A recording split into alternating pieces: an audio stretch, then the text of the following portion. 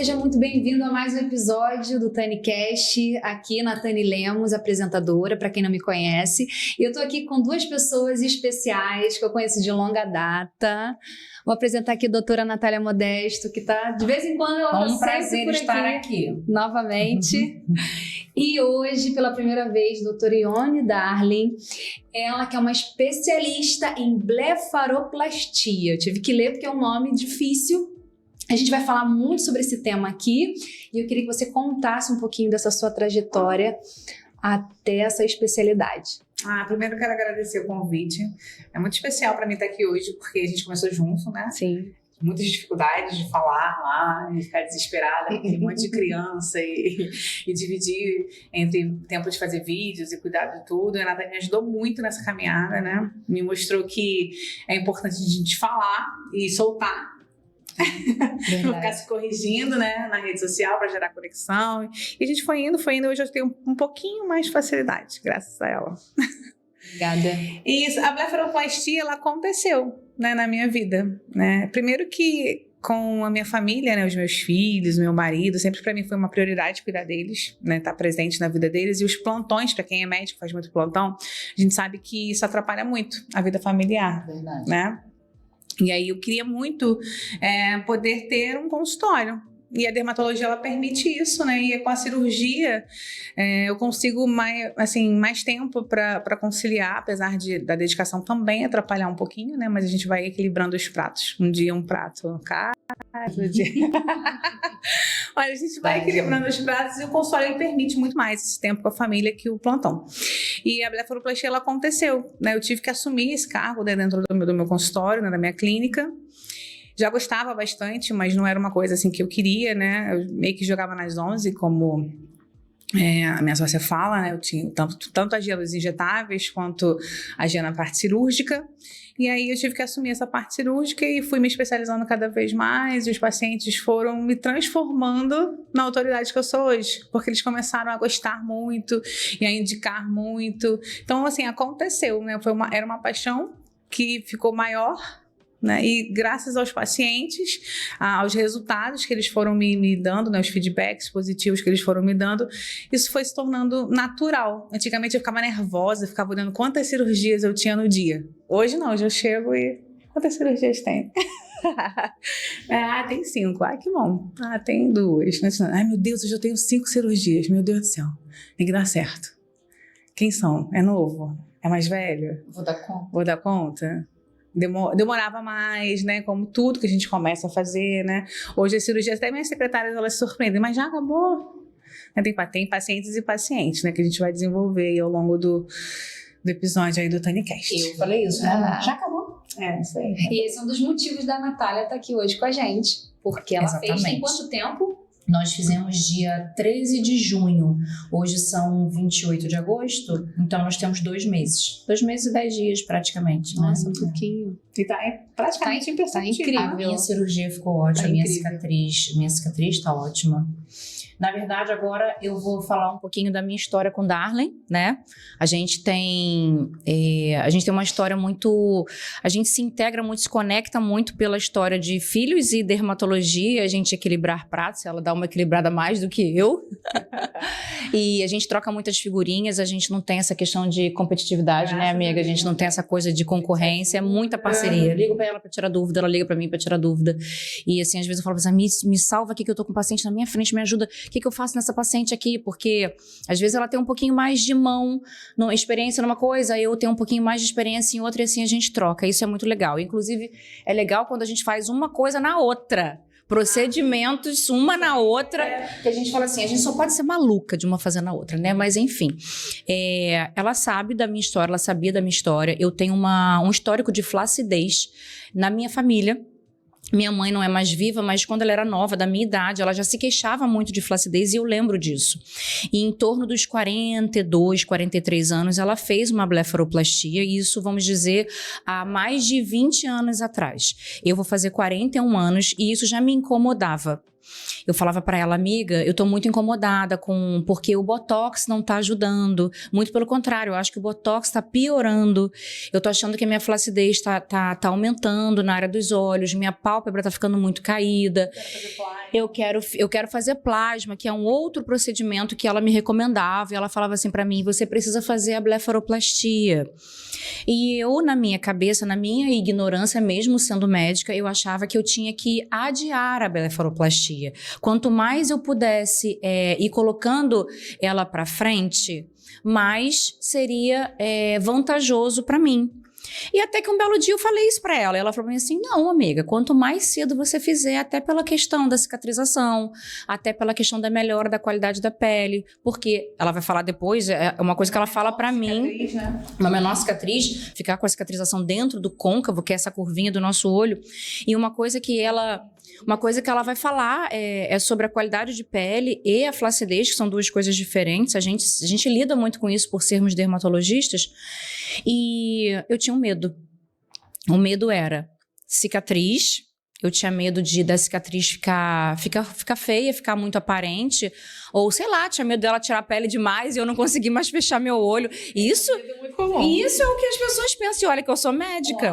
O pessoal em casa deve estar se perguntando o que é blefaroplastia. A gente não falou? Não falou. A gente Então, não deixa falou. ela falar agora. Então, a blefaroplastia, ela é a cirurgia da pálpebra, né, tanto superior quanto inferior. É muito comum os pacientes procurarem a superior, mas a inferior também é uma grande queixa no consultório.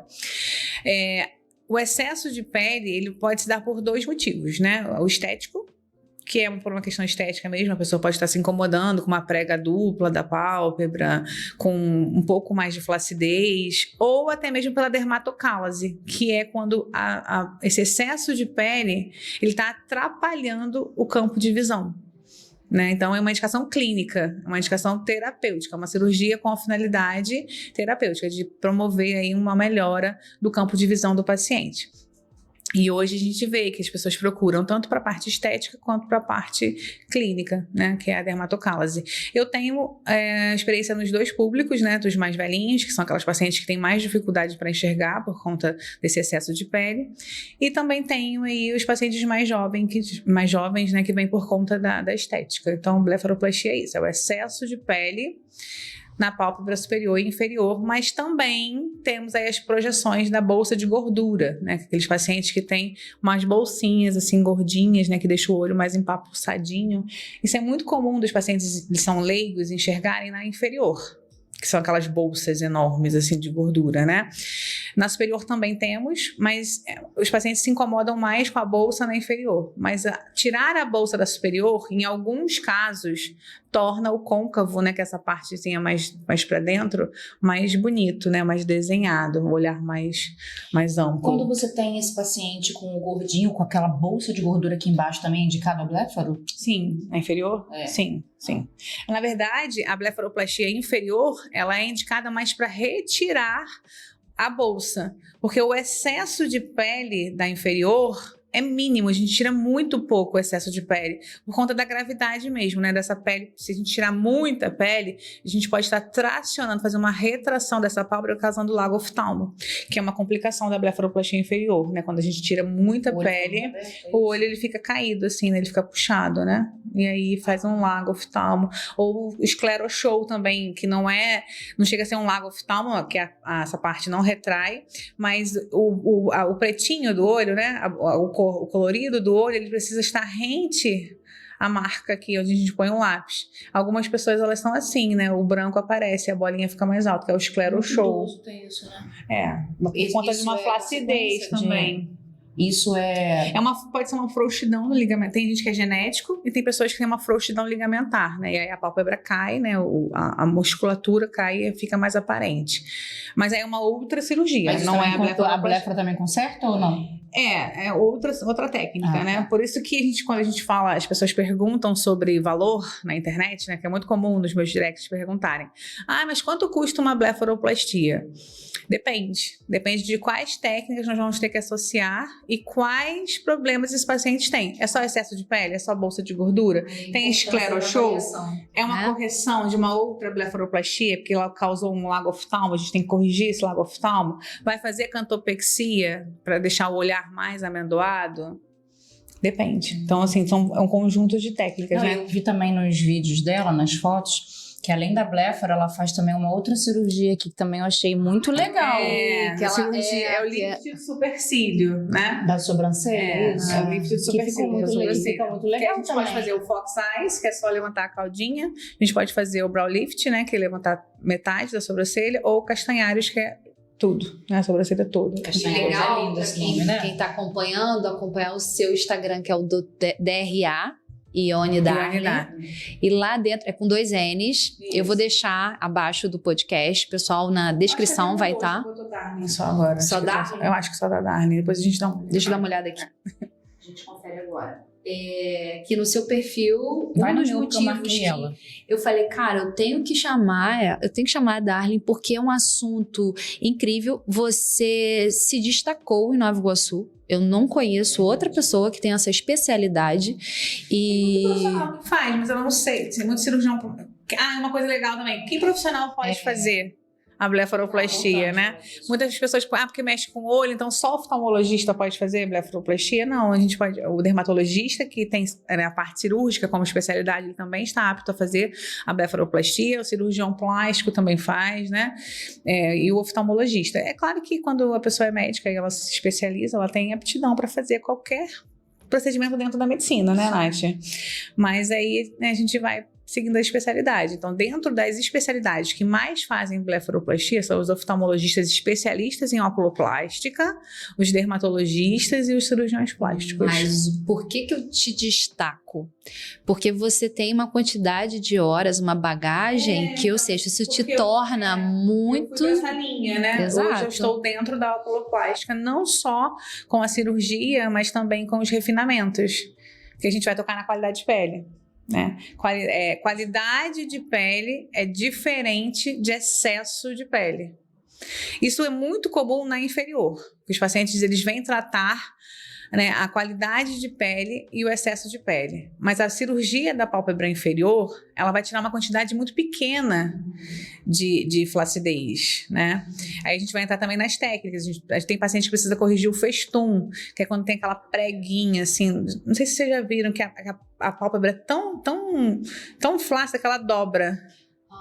Né? É mais paciente mais idoso, né? Então faz aquela dobra e faz isso aqui também, assim. É difícil de tratar, né?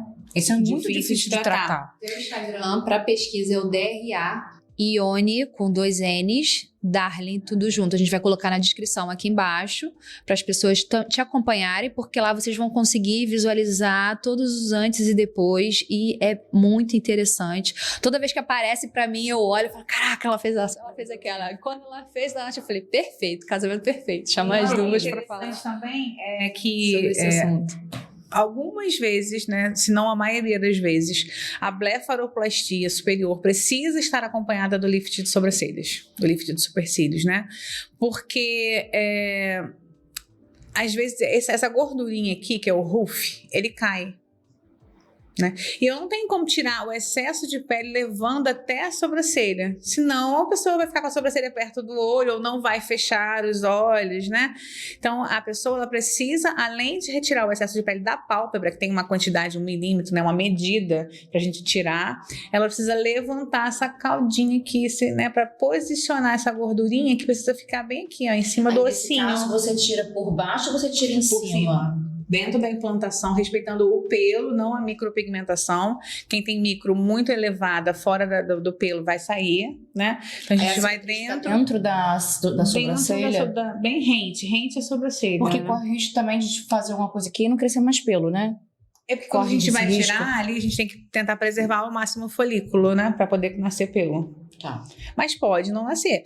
Uma coisa que refina bastante a cirurgia das sobrancelhas é fazer depois a micropigmentação. Eu não tinha essa indicação de fazer Não tinha, porque o paciente ele tem que ter essa quedinha aqui, ó, tem que ter esse cantinho que tem que estar caído, assim, né? Você não tinha. Olha só, ela querendo já levantar já a quer dar. sobrancelha.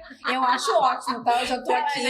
Eu já tô aqui de cobaia, se quiser dar uma leve levantada. A cicatriz da sobrancelha, ela tende a ficar muito boa, tá? Mas existem também questões de processos de cicatrização que depende de alguns fatores. Depende da técnica do profissional, né? Depende do material que o profissional utiliza, né? Materiais bons, lâminas afiadas, né? Quando a gente vai fazer mais de uma cirurgia, vai fazer a pálpebra superior, a pálpebra inferior, a sobrancelha, a gente tem que trocar a lâmina, porque ela tem que estar afiada para dar um corte preciso e melhorar o processo de cicatrização. E depende também dos cuidados do paciente no pós-operatório, se ele vai seguir direitinho todas as indicações, né? Todas as medicações, os cuidados com a higiene. Eu segui. E também, seguiu direitinho. E também a genética, né? Natália sabe que pele, cada pele reage de uma forma. A cor da pele também, a cor da né? pele, fototipo, né, da pessoa, tendência a uma cicatrização não tão boa. Um grande medo aí é se a cicatriz da pálpebra vai causar queloide, né? Quem quer um queloide em cima em cima da pálpebra, em cima dos olhos? Ninguém quer, né? Nem em cima da sobrancelha, menos ainda. Acontece também? Raro. A gente não pode dizer na medicina nem sempre nem nunca, né? Na medicina e no amor, nem sempre nem nunca. A gente não pode dizer que não vai acontecer.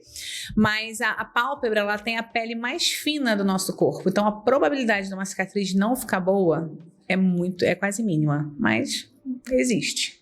Mas existem tratamentos, né? Você sabe, né? Lógico. O que a gente pode estar fazendo aí? Me ajuda. O que a gente pode estar fazendo para tratar E depois disso, e depois da minha blefaro, mesmo com a minha cicatriz muito boa, ela ainda falou, vamos fazer um laser, vamos fazer um CO2. A gente até ia fazer o laser, mas eu cheguei lá, ela resolveu fazer outra coisa. A gente resolveu fazer um peeling. A gente fez um peeling que a gente chama de peeling de ATA ou peeling de TCA.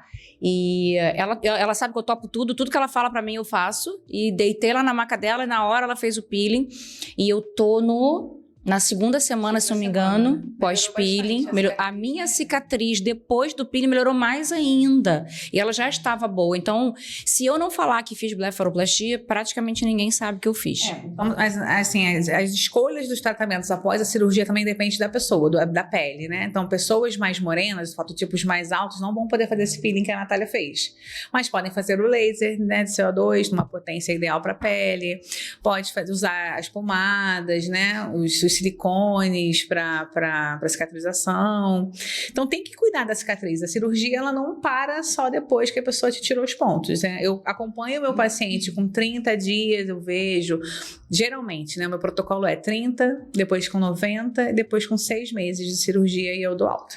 Tem paciente que eu dou alta antes? Tem, Natália já tá de alta. Então, isso que eu ia te perguntar. Quando é que se eu não fizesse o peeling, quando é que a minha cicatriz ia estar, assim, num momento ótimo? 6 meses.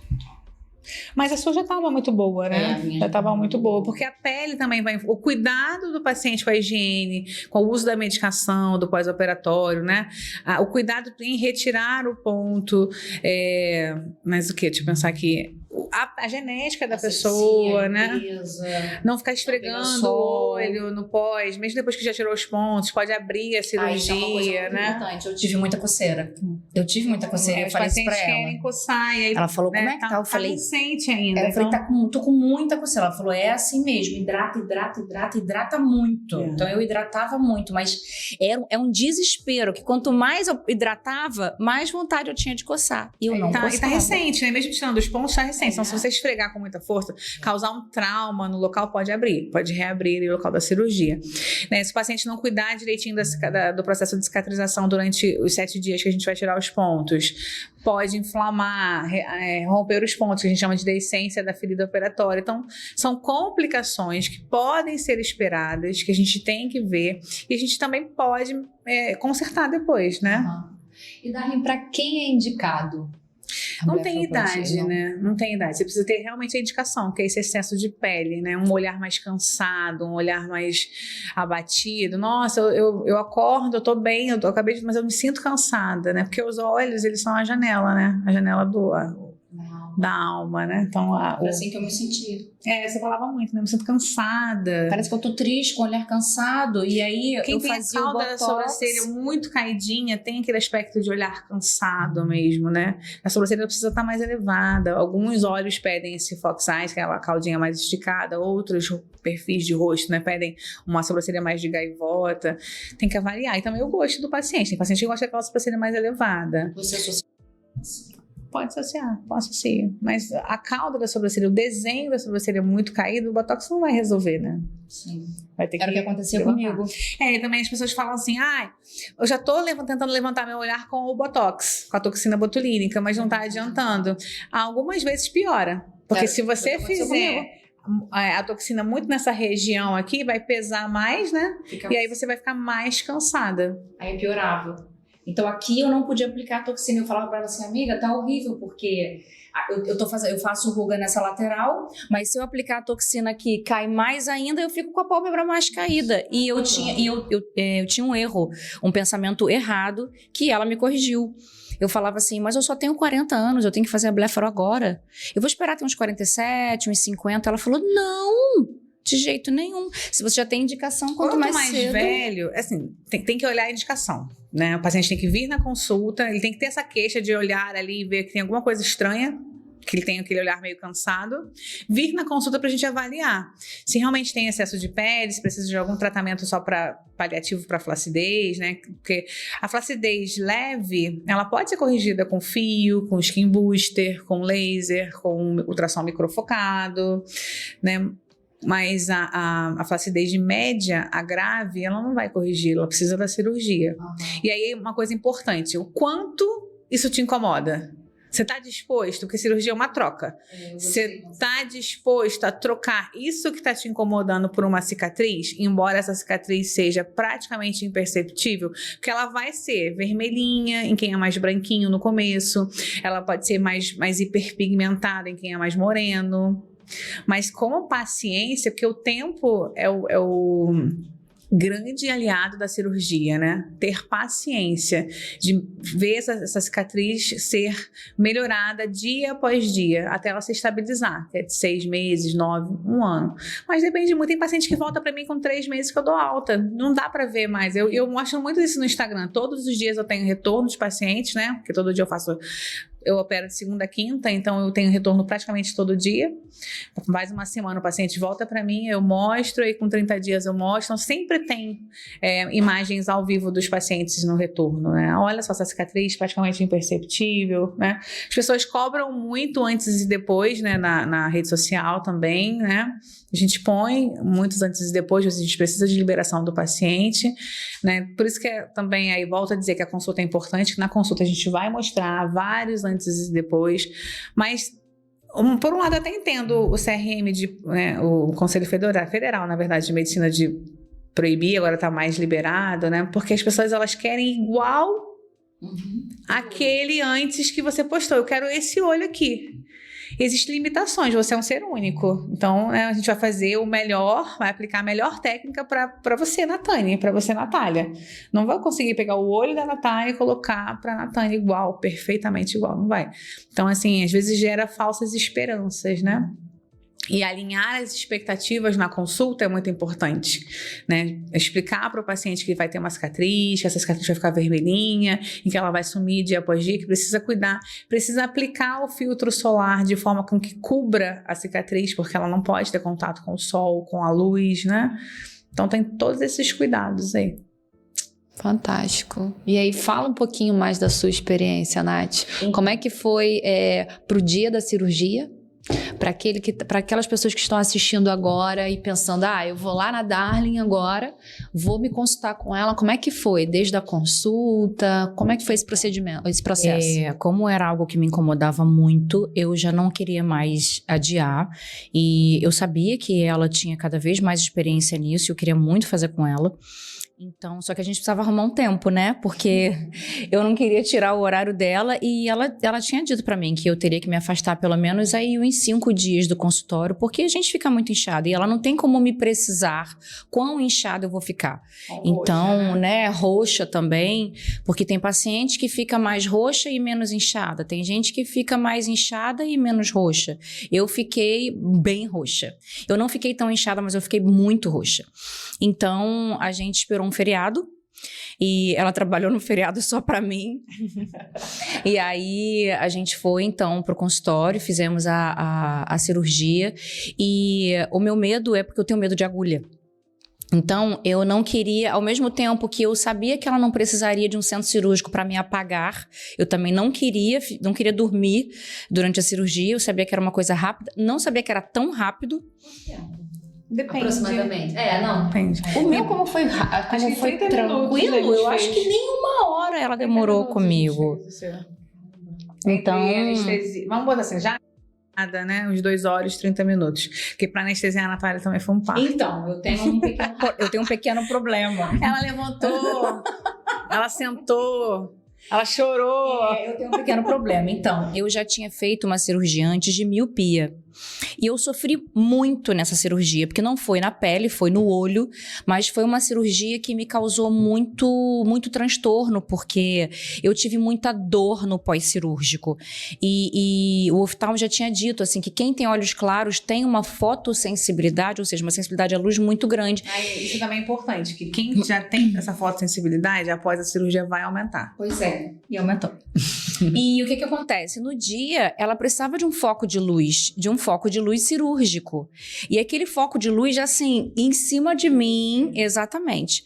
Quando ela veio com a agulha para fazer a anestesia, e ela precisava me anestesiar, não tinha jeito, aí ali começou a sensibilidade nos meus olhos. Eu não estava sentindo nada na pele, mas eu estava sentindo uma sensibilidade muito grande à luz. E eu comecei a produzir lágrima, tava com o olho fechado, eu não podia mais abrir o olho, assim. Amiga, eu preciso liberar a lágrima que tá dentro do meu olho. Ela dizia, mas você não pode levantar agora, você não pode mais abrir o olho. Eu dizia, você não tá entendendo. É pior paciente. Aí ela assim, você não tá entendendo. Eu falei, você não tá entendendo, eu preciso abrir o olho porque tá me incomodando muito, porque eu tava sentindo que o olho tava inchando por causa de lágrima. E aí eu falei assim, eu preciso abrir o olho, eu preciso sentar. E ela, não tô acreditando que você vai fazer isso comigo. Se não fosse isso, a gente tinha sido mais rápido ainda. E ela me colocou sentada. Chorou, me colocou sentada. Quando ela abriu o meu olho, que ela tirou aquele tampão que tava assim, menina, caíam lágrimas e litros dos meus olhos. Eu falei, eu te falei. Não tinha tampão, você tá usando meus pacientes. Não tinha tampão, não. Tinha um campo cirúrgico. Aí ela, nunca mais eu opero você na vida. Eu falei, eu te avisei que eu tinha litros dentro do meu olho. Pronto, melhorou, deitei. E ali eu não senti dor nenhuma. Tudo é uma experiência. Hoje, graças a Natália, né? Quando eu vou operar os pacientes, eu dobro uma compressa, que é como se fosse uma fraldinha, né? Viu? E coloco no olho do paciente. E só fico usando o olho que eu tô operando. Viu? Aí depois, quando eu vou pro contralateral, eu cubro o outro. Viu como foi bom? Viu como foi bom? Assim, eu sempre falo que toda coisa ruim a gente tira coisa boa. Eu sempre falo pra você, lembra? Agora ninguém reclama mais do meu foco. Porque assim, ela precisa enxergar, ela precisa de foco. E aquele foco em cima de mim era uma coisa horrível. Eu falei, peraí, eu vou dobrar uma compressa aqui e vou botar aí no seu olho. Aí eu dobrei a compressa e botei em cima do olho dela e consegui operar. E assim, ela fez sem brincadeira, eu não senti dor alguma.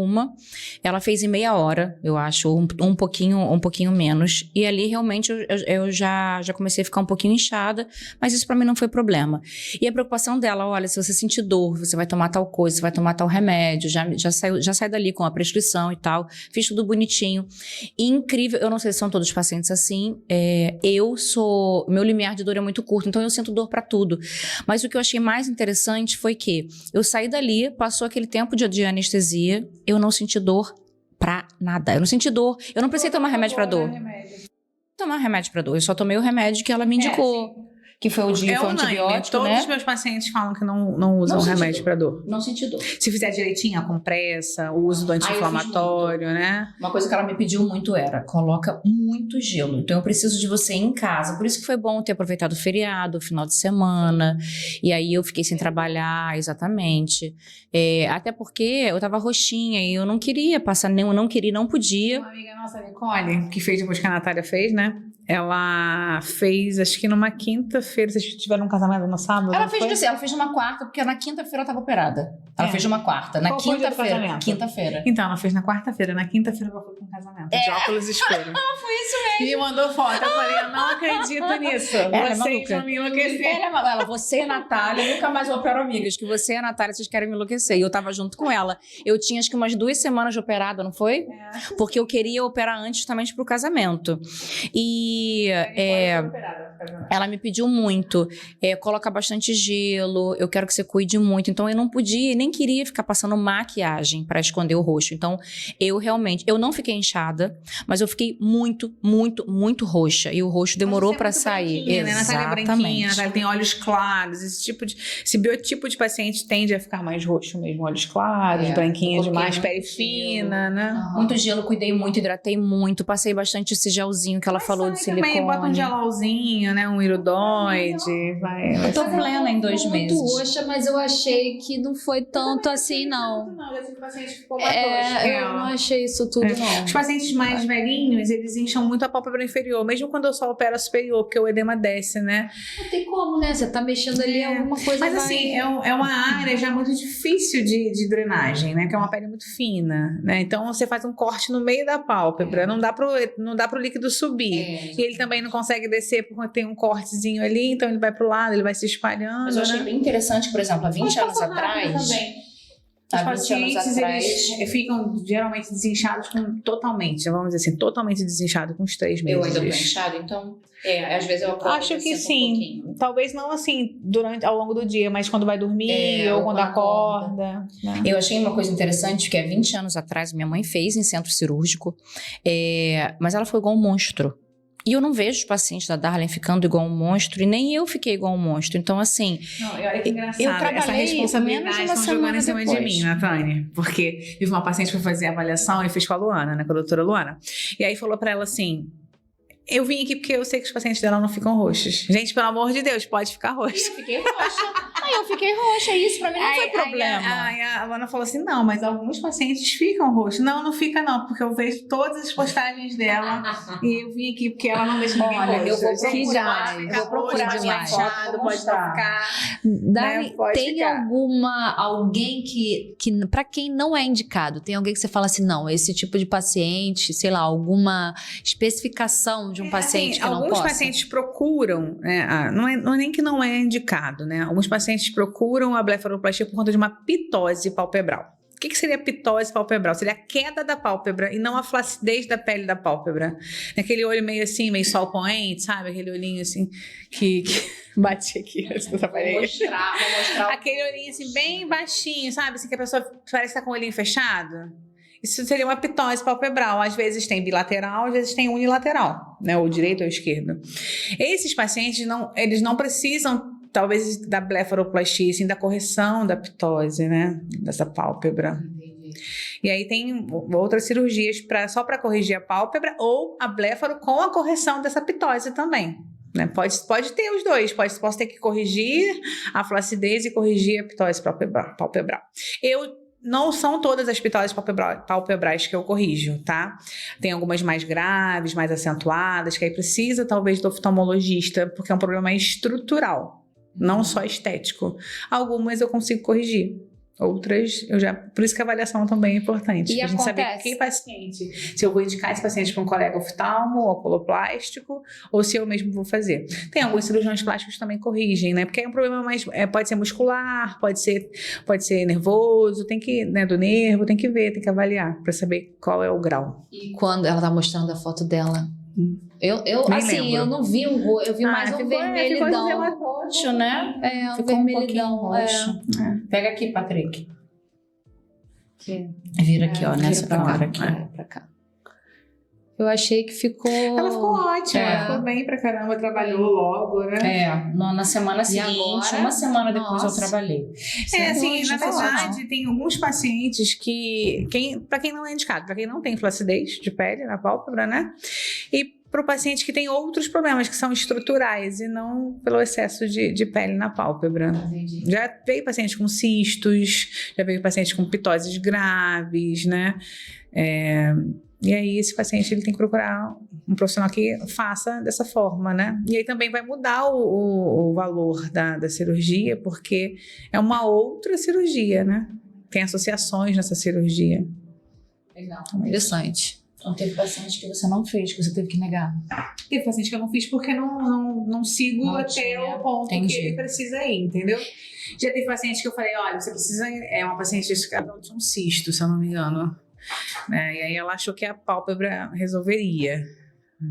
Aí eu falei, olha, não, você precisa procurar um profissional que vai remover esse cisto, e aí, né, depois você volta e a gente faz a blefaro, porque aí quando eu remover, se ele não retirar todo o excesso de pele, vai ter excesso de pele, e a gente remove depois. Mas tem algumas coisas que eu faço, né, tipo alguns cistos, pequenos cistos, hidrocistomas, né, algumas correções de pitose, mas aí são coisas mais aprofundadas, e aí já sai um pouquinho da minha... Pra quem tá assistindo, olhando no espelho, descobrindo uma necessidade de fazer, se ele hoje for no seu consultório, passar pela avaliação, quanto tempo leva para marcação? Assim, não digo pela sua agenda, mas assim, a pessoa, se tiver uma vaga hoje, ela já tá apta ali ou ela tem um processo até a cirurgia? Uma pessoa rígida, né? Não tem nem necessidade de... saudável, uma pessoa saudável, né? Não tem tanta necessidade de ela ter exames pré-operatórios, né? Como anestesia local, uma coisa que as pessoas perguntam, mas não tem que ir para o centro cirúrgico? Não tem que ir para o centro cirúrgico, né? É uma cirurgia que pode ser feita a nível ambulatorial. Mas pessoas mais agitadas, mais ansiosas, que precisam da sedação, aí essa pessoa que precisa de sedação tem que ir para o centro cirúrgico, que a gente vai ter que monitorizar, apesar que no meu consultório, na minha sala, ela é preparada para pequenos procedimentos, então a gente tem monitorização cardíaca, né? A gente tem o material de primeiros socorros, a gente tem convênio com ambulância, né? Porque qualquer intercorrência pode acontecer durante uma consulta. Eu posso estar consultando um paciente e ele ter um tiro-cutico ali, né? Então, um piripaque. Vamos falar bem leigo, né?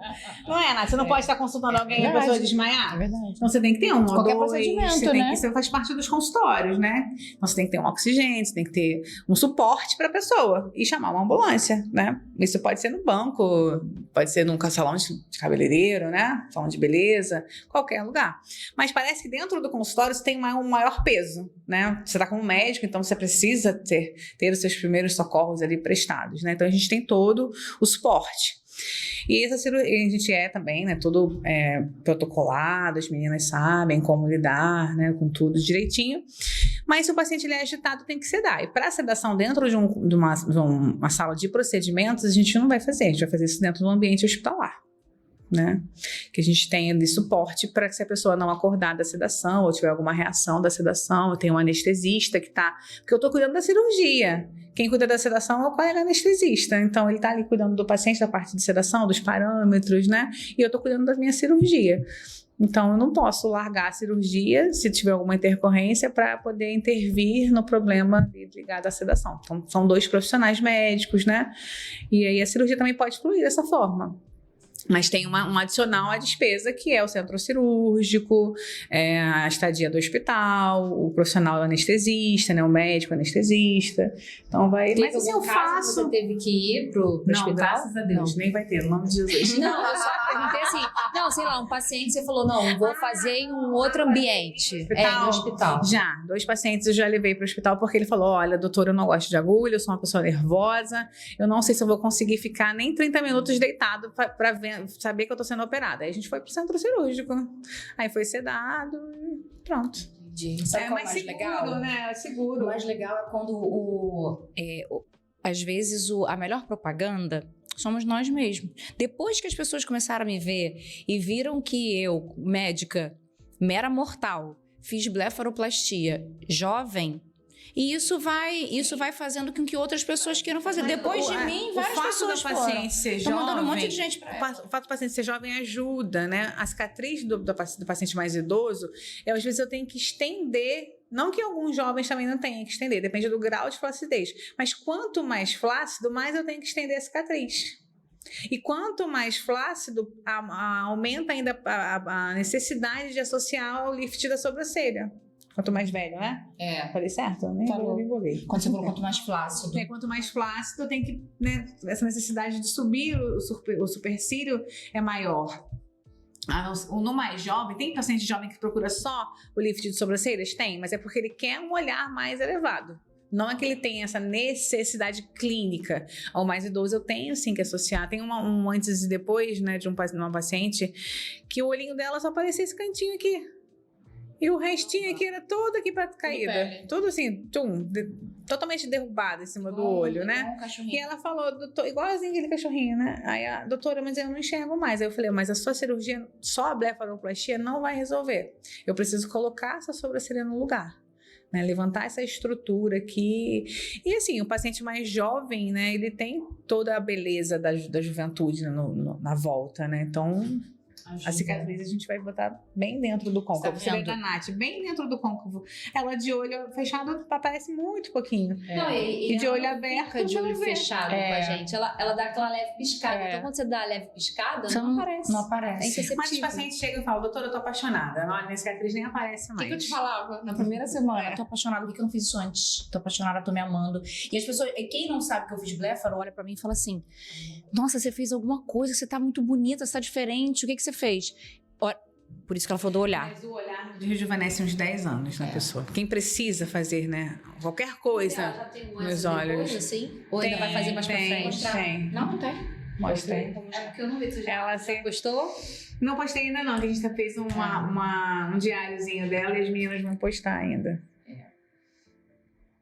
Mas uma coisa interessante de falar também é essa questão que eu, como médica, leiga no assunto, eu entendia que era melhor eu esperar mais tempo. Entendi. Você entende? Aí a pessoa fala assim, porque todo mundo na rua fala assim, nossa, você vai fazer uma cirurgia pra tirar pele, vai fazer com 40 anos, vai ter que não sei quantos anos fazer de novo. E olha que coisa Entendeu? engraçada também. Perguntam muito, quanto tempo? Assim, acho que a durabilidade dos artigos que falam 10 anos, mas depende muito também da genética e do cuidado. A manutenção. Vai fazer manutenção, vai fazer botox, vai fazer ultrassom microfocado, Isso vai fazer uma laser. Uma semana ainda com roxo. O seu olhar aumentou. Ela ficou mais parecida com a Helena, né? Todo mundo fala isso. Caramba! Ela postou uma foto com a Helena. É porque eu já me acostumei com você agora, assim. Então, Olha Ela postou uma foto com a Helena, eu falei, como é que a minha pálpebra era caidinha e eu não o seu olho da sabia. Helena é igual ao seu. Vocês sabiam que a Helena abre meu telefone com o olhar, ela abre meu telefone. E você vê assim, olha como isso daqui era caidinho. Fechadinho, você vê que deixa o olho dela bem fechadinho, cansada, assim, exato. né? E eu falava pra ela, parece que eu tô sempre cansada. E aí, conforme eu fazia o botox, que eu tinha que botar botox aqui, o botox fazia mais assim comigo. Então eu ficava mais ainda com a pálpebra caída. Então o botox piorava no meu caso. Uma outra coisa também que as pessoas procuram a blefaroplastia para corrigir assimetrias, né? E todo mundo é assimétrico, um lado não é igual ao outro. Então não vai ser a cirurgia que vai te deixar perfeitamente igual. Eu quero um olho igualzinho o outro olho, não vai ficar. E tem paciente, e a gente vai aprendendo, né? Hoje eu tiro foto, né, da documentação do paciente pré-operatório e eu tiro inclusive foto do tamanho do olho do paciente. Porque o paciente fala assim, ó, esse olho tá menor que esse olho. Aí vamos lá na foto. O seu olho já era menor que o outro. Importantíssimo. É um documento, a foto é um documento. Sim. Nossa, mas porque a pessoa, depois que ela opera, ela fica olhando mais a região. Aí ela começa, mas esse olho tá menor, esse aqui tá mais baixo, esse aqui, né? E aí a gente vai lá na fotinha do pré-operatório e mostra, ó, já era. É possível, talvez, deixar um olho que é menor, né? Pegar o maior e pegar o menor e aumentar, não tem como. Mas pegar o maior e deixar um pouco menor, tem com a cantopexia. Mas ainda assim vai ficar assimétrico, igualzinho, só Jesus Cristo. Nenhum homem ainda, a medicina ainda não conseguiu deixar um ladinho. Você consegue, amiga? Os procedimentos deixar um lado igual ao outro? Até com preenchimento é difícil, né? E não é bonito, né, gente? Porque a assimetria tem estudos, é belo. É belo. O Brad Pitt colocou os dois lados direitos, os dois lados esquerdos e o lado direito com o esquerdo. O cara é bonito com o lado direito e com o lado esquerdo. Ele não ficou bonito com os dois lados. Eu fazia a sua rede social, a gente falou, você né? teve sobre isso, teve um post seu de assimetria. Você falava muito disso. Aí tem aquele não, tira foto desse lado aqui. Que eu gosto mais desse lado. Esse lado eu sou Verdade. mais caída porque eu durmo mais desse lado. Aí tem isso, que as pessoas falam muito isso também, né? E a cirurgia do olho, às vezes, tá linda. Eu falo, gente, mas olha aqui, seu olho, olha como era o seu... E uma outra coisa também, o paciente esquece como ele era. Eu acho que ainda tem um pouco de pele, doutora. Mas você precisa fechar os olhos. Caramba! Né? Você precisa fechar o olho, gente. Tem que ter um pouquinho de pele aí, né? Mas a gente fala isso mesmo. Não era melhor você tirar só mais um pouquinho de pele? Aí ela fala, você não ia querer fechar o olho? É engraçado que hoje, alguns pacientes, eu seleciono também, né? Alguns pacientes, os mais velhinhos, né? Assim, eu deixo o olho um pouquinho aberto no pós-operatório imediato. Se eu vou lá, 1 milímetro, 2, assim, é normal a paciente pós-cirurgia não conseguir fechar, bem pouquinho, né? Então já tô com essa expertise de deixar. Eu falei isso pra você, lembra? Porque aí quando ele volta, depois do edema passado, né, do inchaço passado, ele consegue fechar o olho. Entendi. Aí ele fica mais satisfeito. No dia que ela fez em mim, eu comecei a inchar, eu falei, amiga, eu não tô fechando o olho, é normal. Ela começou a rir na hora, ela riu. Mas antigamente eu me desesperava quando alguém falava as primeiras cirurgias, doutora, eu não fecho o olho. Ai, Jesus, agora eu vou ter que voltar pro centro cirúrgico, fazer um retalho e botar o pé na pessoa de novo. O que é a experiência, né? Eu, amiga, eu não tô fechando o olho. Engraçado que eu falo muito isso. Operar, até você não é médica. Então, se eu te ensinar a operar uma blefaroplastia, você vai saber fazer. Porque é fácil te ensinar. Mas e aí, as complicações que podem acontecer durante a cirurgia, após a cirurgia, essa pessoa sabe resolver? Então, operar só não é a chave da questão. É saber, né, resolver as intercorrências, né, saber lidar também com as pessoas no pós-operatório, com a expectativa do paciente do pós-operatório, né? E também ter consciência tranquila. Já teve paciente que eu falei, olha só, eu te entreguei o que eu tinha que te entregar. Porque também tem paciente que está insatisfeito por uma questão pessoal. E as pessoas procuram muito isso na estética. Seja no injetável, seja na cirurgia plástica da mama. Ela quer pegar uma insatisfação dela e jogar na cirurgia. Não, eu não tô feliz, então eu vou operar a minha mama.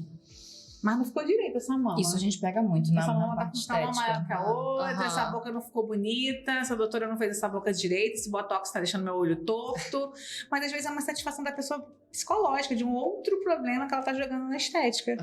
É igual no cabeleireiro, vai, repica, corta. Repica, corta o cabelo. Agora tô bem que eu tô triste, então vamos cortar o cabelo.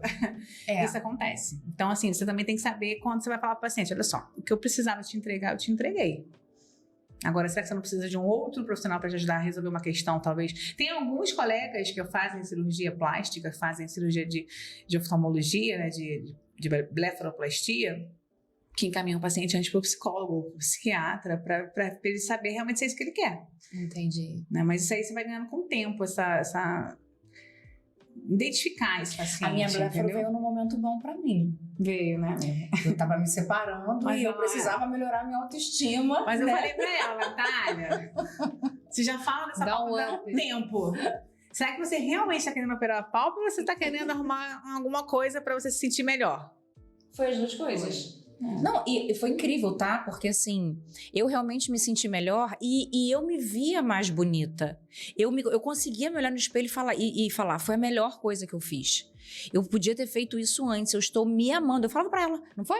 Eu tô me amando. Eu tô apaixonada por mim, eu tô me amando, eu não paro de me olhar, eu tô me achando linda, eu tô me achando incrível. Eu não tô sofrendo, eu tô ótima. E fazer pra você, né? Qualquer cirurgia. É isso. E as pessoas olhavam pra mim e falavam, as cirurgias da beleza, né? Cirurgias que envolvem beleza, né? Quando não é uma doença, né? Você tem que fazer pra você.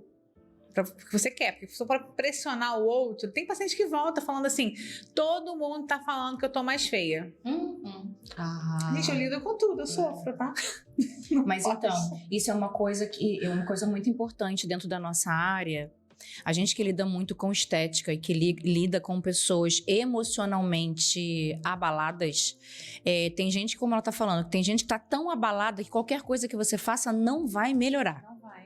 Quando a gente pega paciente que quer melhorar a boca, que acabou de separar, que foi traída, que tá mal, que precisa, que coloca realmente na estética todo o peso de uma mudança, todo o peso de uma mudança, né? E acontece isso com a gente. Aí a gente fala, qualquer coisa que a gente vai fazer não vai melhorar, porque o problema não é o físico, é o emocional. Entende? Então, isso também... Aí a gente tem que lidar com a expectativa e a realidade, e o legal, né? Também, o paciente só não vai sair satisfeito do meu consultório se ele realmente não quiser. Porque quando ele estiver insatisfeito e eu puder resolver a insatisfação dele, vai ter jeito, entendeu? É a cicatriz que não tá legal. Tá, o que a gente pode fazer? Vamos lá, vamos fazer um laser, vamos usar esse medicamento aqui, né? O olho tá menor que o outro. Já era menor que o outro. Então, não tem como mudar isso, só Deus, né? E a segurança de você fazer muitos procedimentos te dá essa autonomia de você dizer para o paciente. Porque no começo eu sofria também. Porque eu também queria atingir a perfeição, gente, né? Quem não quer? Então, você também é imaturo. O profissional que começa, ele tá imaturo também. E aí, assim, também isso é muito legal, né? Criar uma empatia com o paciente, né? Uma relação médico-paciente boa, né? Você gerar uma conexão do paciente confiar no que você está falando. Então, isso também é importante nisso, porque você vai alinhar as expectativas, você vai explicar para ele como é o pré, como é o transoperatório, como é que é o pós-operatório, e ele vai confiar naquilo que você está dizendo. Olha, calma, né? Calma que vai passar, calma que... Se precisar reabordar, já teve 2 casos que eu tive que reabordar, porque realmente ficou um pouco mais de pele, né? Então dava para tirar um pouco mais de pele. Então eu sempre falo também, é melhor tirar menos e a gente ter como tirar mais um pouquinho do que a gente tirar muito e eu ter que tirar de outro lugar para colocar lá de novo. Mas, assim, já reabordei. Vamos esperar 3 meses. Se em 3 meses ainda permanecer, porque pode ser esse edema, pode estar causando essa quedinha ainda da pálpebra. Vamos ver e aí a gente vai reabordar.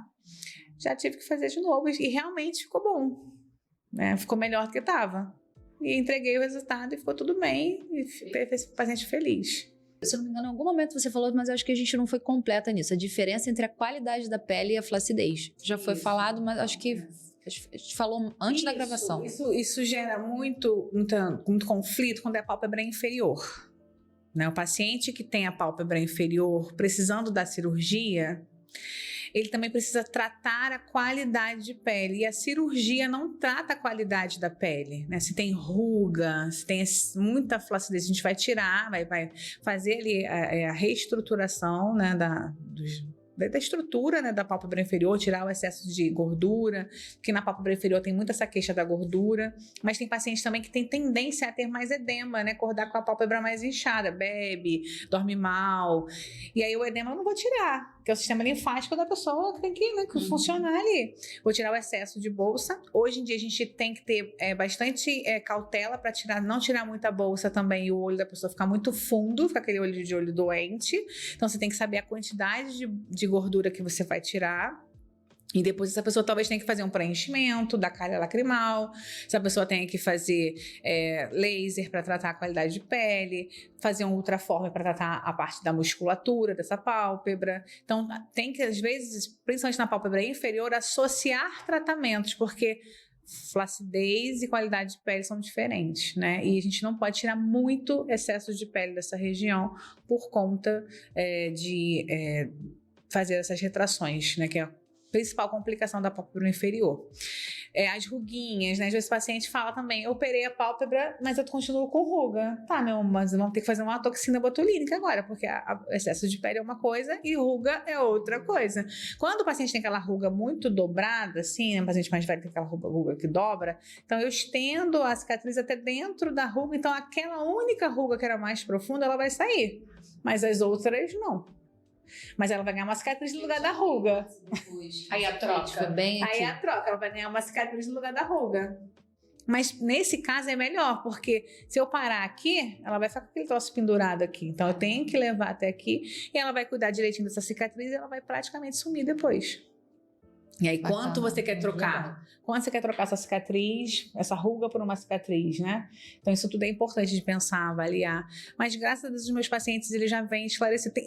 Essa semana eu fiquei sabendo de uma paciente assim, doutora, eu participo de um grupo de blefaroplastia de WhatsApp. E eu joguei minha foto lá, tá todo mundo apaixonado.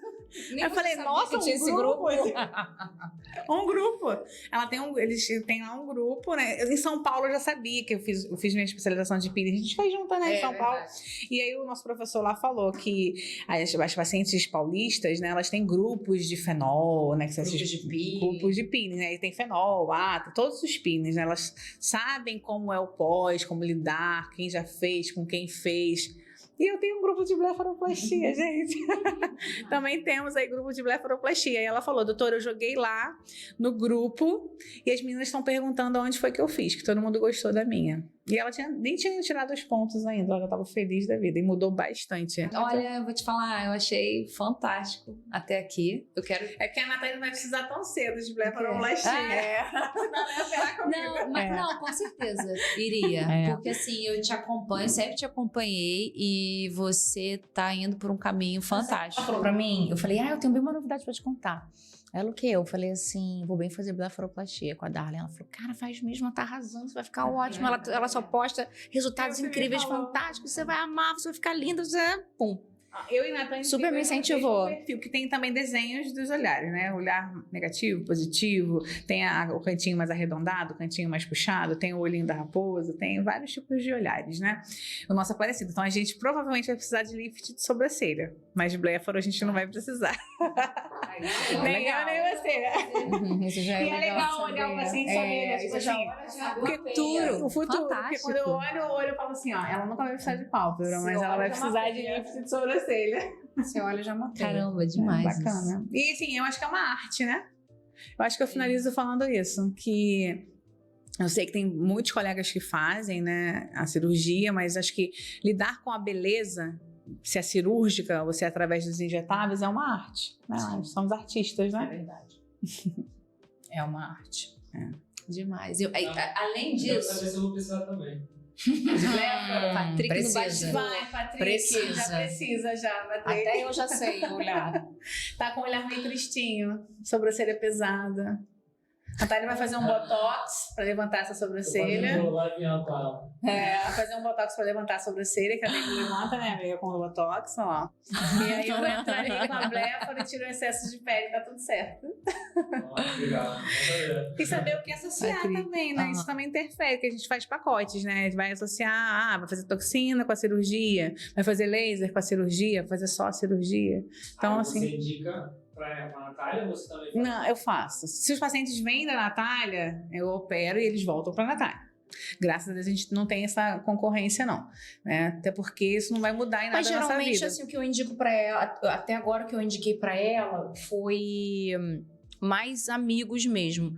Isso é uma coisa... Mas a paciente, né? Eu falei pra ela, a gente vai isso. fazer isso, isso e Ela isso. é amiga e paciente. E depois você vai fazer isso, isso e isso com a doutora Natália. Aí É. ela, não, tá bom, depois eu converso com a Natália. Então, assim, né? Isso é muito importante. Isso é uma coisa importante, porque, por exemplo, eu já tinha feito, eu tenho o Ultraformer, e eu tinha feito o Ultraformer já umas 2 ou 3 sessões em mim, e ainda assim, apesar de eu saber que ali tem um estímulo de colágeno, chega uma hora que não tem muito mais o que fazer. Então, era a hora de intervir cirurgicamente.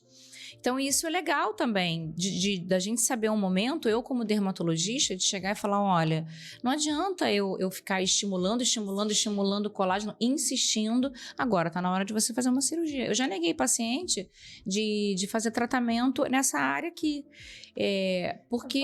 Volta, E né? aqui, exatamente, porque tem uma hora que é o lifting, não tem jeito, tem que cortar a pele, é excesso de pele, e aquele colágeno não vai responder mais. Mas uma coisa interessante, assim, isso falando, né, da dermatologia em si, né, não da dermatologia cirúrgica, mas da dermatologia estética, prevenir é mais barato que tratar. Né? E, infelizmente, a nossa realidade do dermatologista é que o paciente chega pra gente para tratar. E aí ele quer tratar só com botox. Ele quer milagre. Ele quer tratar com 1 ml de preenchimento, ele quer tratar com um frasco de Sculptra. E aí não dá, cara. Você levou 60 anos para envelhecer. Você quer que em um dia, com um único procedimento, eu te rejuvenesça? Não dá, não dá. Aí, se ele tem pressa, ele tem que ir para cirurgia. E mesmo a cirurgia não vai excluir o refinamento. Porque eu vou, de repente, né, o lift, eu vou ali suspender, reestruturar, porque eu também faço lift, né? Fiquei com essa parte cirúrgica da face toda. Então, a gente vai reestruturar a face. Mas aí ela tem ruga ao redor da boca, ela tem ruga ao redor dos olhos, então ela tem que fazer um peeling, ela tem que fazer, talvez, um preenchedor, talvez uma toxina, e aí tem que refinar. Não é uma única coisa que vai resolver 60, 70 anos, não vai. Né, Nath? É verdade. Aí vem a expectativa e a realidade. Então, sim, se as pessoas jovens, né, podem iniciar seu uso do filtro solar, já tá meio caminho andado, né? Uhum. E procurar a prevenção, né? Começar os bioestimuladores a partir. Hoje também tá complicado a gente definir uma idade, né, Natália? Porque antigamente a gente falava assim, a partir dos 30. A partir dos 30. Porque a partir dos 30 começa aí o processo, né, senil. Mas as pessoas se expõem tanto ao sol, fumam, ficam sem dormir, bebem, que hoje em dia, às vezes, 23 anos, a pessoa tá precisando já começar a cuidar. Então, essa geração de jovens de agora, eles ficam muito na praia. Engraçado que eles querem se cuidar, mas ao mesmo tempo também eles querem o bronzeado.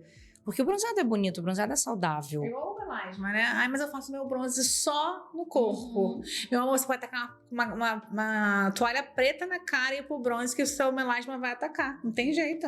Vai ativar, os estudos falam isso. Não sou eu nem a Natália que tá falando, é um estudo. É verdade. Científico, comprovado ali. Então, você pode ter... Mas eu falo isso para meus pacientes. O que você quer? Ser feliz no verão na sua praia e no inverno a gente trata essa pele? Ou você quer ter pele bonita o ano todo? Tem que escolher. A vida é feita de escolhas. Então, você vai ser feliz no verão, né? A gente gosta de praia, vai ser feliz no verão com protetor solar. E vai ter a pele bonita no inverno e a pele mais ou menos no verão. Eu não sou daquela que proíbo nada. Tudo não terás. Eu não proíbo nada. Tudo não terás. Já aproveita, segue a doutora, tá? Doutora Ione Darling, vou deixar aqui na descrição. Você que ainda não acompanha o canal, já aproveita para seguir, comenta se você tiver alguma dúvida, ou então vai lá na rede dela para poder comentar, procure. Bacana que ela falou aqui sobre a importância de fazer avaliação. Não adianta você perguntar valor, porque cada caso é um caso, então vai precisar mesmo ir para avaliação. Se tá te incomodando, aproveita, né?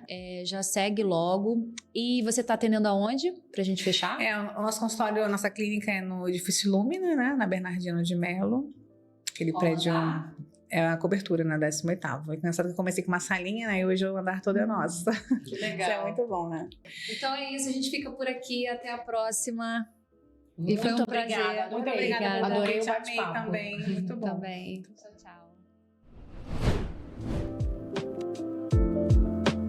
tchau.